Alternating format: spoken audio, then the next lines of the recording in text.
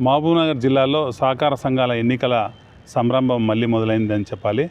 జిల్లా సహకార కేంద్ర బ్యాంక్ చైర్మన్గా ఉన్న అంటే ఇప్పటివరకు ఉన్న నిజాం పాషా ఇటీవలనే అంటే గత 3 రోజుల క్రితం ఆయన తన పదవికి అనారోగ్య కారణాల రీత్యా రాజీనామా చేసినట్లుగా మనకు సమాచారం తెలుస్తోంది. ఆయన తన పదవికి రాజీనామా చేయడంతో ఈ పదవిని ఎలాగైనా దక్కించుకోవాలని అటు బీఆర్ఎస్ పార్టీ ఇటు కాంగ్రెస్ పార్టీలకు చెందిన డైరెక్టర్లు పెద్ద స్థాయిలో ఇప్పటికే పైరవీలకు తెరలేపినట్లుగా మనకు సమాచారం అందుతోంది. జిల్లా సహకార కేంద్ర బ్యాంక్ అంటేనే అంటే ఉమ్మడి జిల్లా స్థాయిలో మిగిలిపోయిన ఏకైక పోస్ట్ ఇది ఒకటని చెప్పాలి.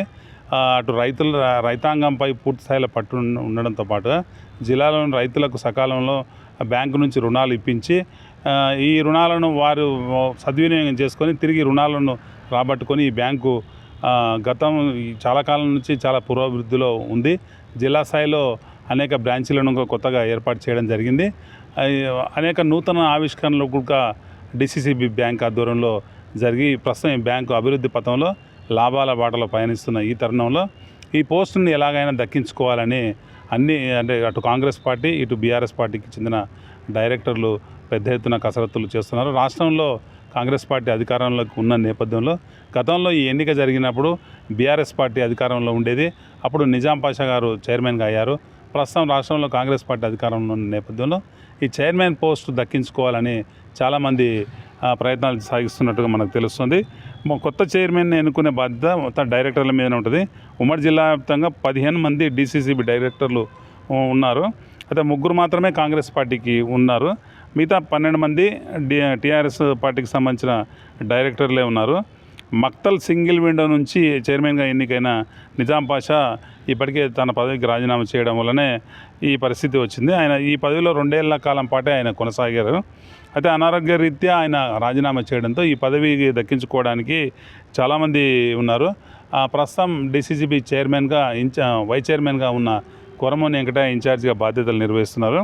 మొత్తం 15 మంది డైరెక్టర్లు 8 మంది ఎవరిని బలపరిచినా వారే చైర్మన్ అయ్యే అవకాశం ఉంటుంది.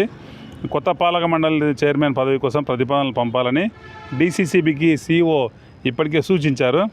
అయితే డిసిసిబి పదవి చైర్మన్ పదవి దక్కించుకోవడానికి సీనియర్ కాంగ్రెస్ నాయకుడు మన వనపర్తి జిల్లా కేతపల్లి డిసిసిబి చైర్మన్గా ఉన్న మామిళ్ళపల్లి విష్ణువర్ధన్ రెడ్డి గారు పూర్తి స్థాయిలో ఇప్పటికే రంగంలోకి దిగారు. కాంగ్రెస్ పార్టీకి అంటే డైరెక్టర్లు తక్కువ ఉన్నప్పటికీ విష్ణువర్ధన్ రెడ్డి అంటే టీఆర్ఎస్ పార్టీలో కూడా ఆయనపై చాలా కాలం నుండి అభిమానులు ఉన్నారు. డిసిసిబి డైరెక్టర్లు చాలామంది విష్ణువర్ధన్ రెడ్డికి ఆయన నాయకత్వానికి జై కొడుతున్నట్లుగా మనకు సమాచారం అవుతుంది. వివాదరహితుడైన విష్ణువర్ధన్ రెడ్డి తన రాజకీయ జీవితం మొత్తం పేదల సంక్షేమం కోసం రైతాంగం సంక్షేమం కోసం ఆయన పాటుపడ్డారు. అలాంటి గొప్ప వ్యక్తి డిసిసిబి చైర్మన్ కావాలన్న సంకల్పం ఎల్లడేలలా కనిపిస్తుంది. ప్రస్తుతం ఈ వ్యవహారంలో అంటే ముఖ్యమంత్రి రేవంత్ రెడ్డి దగ్గరికి ఈ వ్యవహారం వెళ్ళినట్టుగా సమాచారం. ఆయన నిన్న అంటే ఇవాళ తెల్లవారుజామున విదేశాలకు బయలుదేరే ముందు కూడా డిసిసిబి చైర్మన్ ఎవరికి ఇవ్వాలనే విషయంలో ఇప్పటికే ఒక నిర్ణయానికి వచ్చినట్లుగా తెలుస్తుంది. కొద్దిపాటి చిన్న చిన్న ఇబ్బందులు తప్ప విష్ణువర్ధన్ రెడ్డిని ఎన్నుకోవాలని ఒక ప్రయత్నం అందరిలో డైరెక్టర్లో కనిపిస్తున్నట్టుగా తెలుస్తుంది. ఏది ఏమైనా అంటే అతి త్వరలో డిసిసిబి చైర్మన్గా మామిళ్ళపల్లి విష్ణువర్ధన్ రెడ్డి ఎన్నికయ్యే అవకాశాలు స్పష్టంగా కనిపిస్తున్నాయి. ఆయన రైతు బాంధవుడిగా మామిళ్ళపల్లి విష్ణువర్ధన్ రెడ్డికి మంచి పేరుంది. గతంలో కొల్లాపూర్ నుంచి 2 సార్లు ఎమ్మెల్యేగా పోటీ చేసి పరాజయం పాలైనప్పటికీ ఆయన నిరంతరం ప్రజల్లోనే కొనసాగుతున్నారు. ఆయన ప్రజాసేవలో కోట్లాది రూపాయలు నష్టపోయినా ప్రజాసేవలనే కొనసాగిస్తున్నారు. అలాంటి మంచి వ్యక్తిని డిసిసిబి చైర్మన్ ఉంటే జిల్లాలోని రైతాంగానికి మరింత మేలు జరుగుతుందన్న ఆశ కనిపిస్తుంది. చూద్దాం మరికొన్ని రోజుల్లో డిసిసిబి చైర్మన్ ఎవరనే విషయం తెలుపనుంది.